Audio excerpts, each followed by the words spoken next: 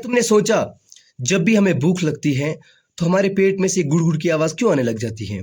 यानी ये आवाज़ है किस चीज़ की? तो देखो, हमारे शरीर में चीज़ें ऐसे इधर से उधर नहीं जाती, कॉन्ट्रैक्शन होके जाती हैं, दबाव वाले मूवमेंट से जाती हैं।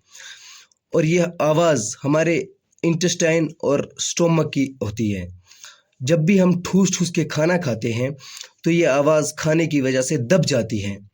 और जब भी हमने खाना नहीं खाया होता है, तो हमारे पेट पेट के अंदर हवा और पानी के अलावा कुछ भी नहीं होता है।